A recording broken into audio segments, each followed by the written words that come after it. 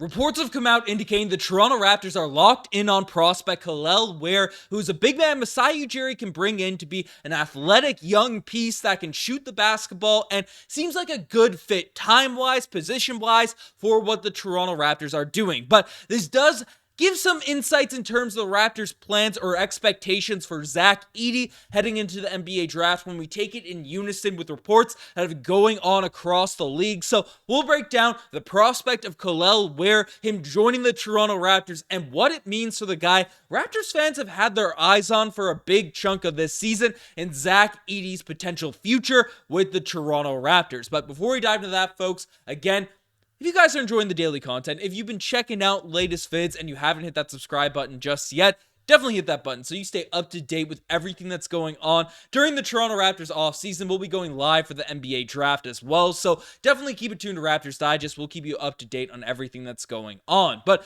let's dive into the reports. Let's see what's going on in Raptors land. So basically, coming from draft expert Mike Scotto of Hoops Hype, he said despite having centers Jakob Poeltl, Kelly Olynyk, and Chris Boucher, who I'd argue is more of a power forward, but said who can also play the position, Toronto has repeatedly been linked to Kel'el Ware, who will become the center of the future after improving his stock arguably more than any player in college basketball. So Kel'el Ware is a really interesting piece, interesting player that people have been taking a look at over the course of this draft season, watching his highlights, and particularly during the NBA Combine, just a lot of positive things coming out about his game. And we can take a look at his stats in terms of what he was able to do in college, right? Kel'el Ware, he's 7-footer, 242 pounds, a sophomore, so in his second season in college. If you're not familiar with those terms, like I'm not, usually not, but basically during his season with Indiana after transferring, averaged 16 points per game, close to 2 blocks a night, 10 rebounds.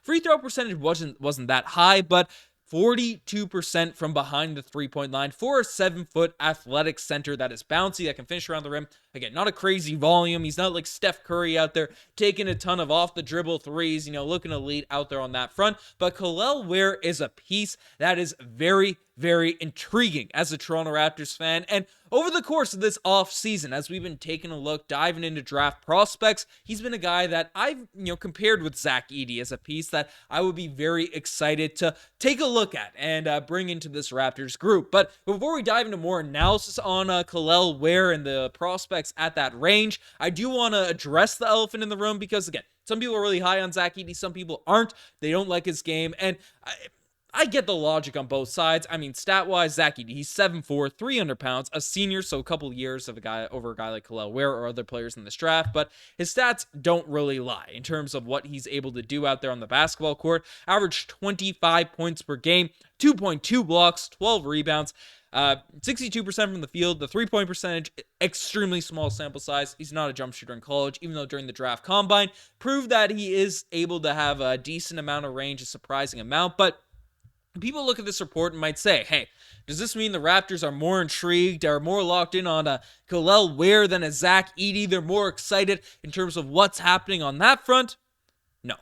Maybe you could read into it like that, but that is not the case because, frankly, Zach Edey is looking more and more like he's going to be unavailable for the Toronto Raptors at that number 19th overall selection. We'd have to trade up in the draft in order to acquire the Canadian big man that has been on the eyes and in the minds of Raptors fans for years. We can take a look at a recent report basically indicating that, if we take a look at this here, the Blazers have also worked out Purdue center Zach Edey earlier in the month, and people around the NBA that believe that they are also extremely high on him, not just at the 14th pick, but for their first choice at number 7. So the Raptors are obviously selecting at 19 right now. So if Zach Edey, there's a projection, there's an expectation, he could potentially go at number 7. And again, we have to take into account, some people were saying this guy was going to go undrafted. He's going to be a late second round pick, a mid to late second round pick, just months ago. So the fact that now the Blazers are a team that'd be interested in picking him at number 7 overall proves he's been shooting up the draft boards and, again, probably won't be available for the Toronto Raptors given the latest reports, which makes more sense as to why the Raptors would be locking in on a guy like Kel'el Ware, who is a center, plays that position, but, the one guy that It's polarizing. People like him, they don't like him, but a lot of people that like him really like him, right? Zach Edey will be off the board. So let's dive into more what scouts are saying about Kel'el Ware, because his first season at Oregon, he was very soft. He didn't play hard and he didn't say much. But at Indiana, watching his film, I feel like he's played a lot harder than what he did at Oregon. He's productive. They haven't won much because of some other guys that they brought in haven't really worked out, but Ware has held up his part of the deal and has been impactful. He's blocked a ton of shots. He's caught lobs. He's made a few shots and shown he can step away from the basket. I think there's some stuff there that you can work with as a guy who's going to play hard and become physical. So that's what an NBA executive told Hoopsite in terms of their scouting reports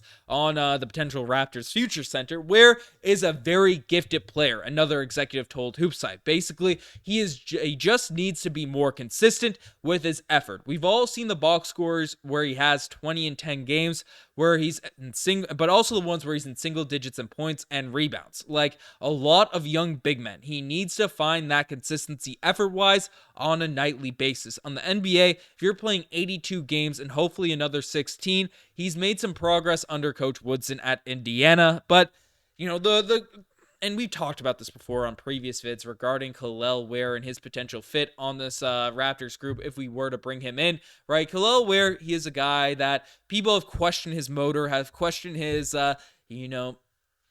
focus, locked in, effort on the game. It goes back to his high school days. There's reports regarding that stuff, then at Oregon, but at Indiana, again, you're getting split reviews, you're getting different things here and there, but it is improved. It has taken a step up. And the fact that, there was improvement, there was that, development in terms of his mentality shown up in the game, because he is a talented prospect. A center that is 7 foot, athletic, able to shoot the basketball, that is a piece, that is a talented basketball player. But they're able to lock in, not be soft, not shy away from contact, be able to improve on that front as a young player. That is very, very encouraging for, obviously, them as prospects right now, but particularly the fact that there's that type of leap taken, because, again, center prospects usually develop later than your guards that are coming into the NBA, usually more polished, because they have to be to compete, even at the NCAA level, just given their size and stuff. Guys like Kel'el Ware, they take a little bit of time to develop. And the Toronto Raptors, who are currently in that retooling stage in the organization's kind of current timeline, obviously building around the Immanuel Quickley, Scottie Barnes, RJ Barrett era, Kel'el Ware might have a year or two to really get out there on the court, make some mistakes, develop into a good basketball player, and then become, as Mike Scotto put it, the center of the future for the Toronto Raptors. Now, again, we have Kelly Olynyk. We have Kelly Olynyk is going to be on this team. Jakob Poeltl, more question marks there along that front. Again, we've seen stuff about the Raptors' interest in trading up in the draft. Lots of reports coming out about what the Toronto Raptors can do, but at 19, if Kel'el Ware is still available, I expect him to be selected by the Toronto Raptors. Unless there's like a crazy prospect that's falling out there in the ranks. But let me know what you guys think in the comment section down below about this Kel'el Ware update. You guys are the best.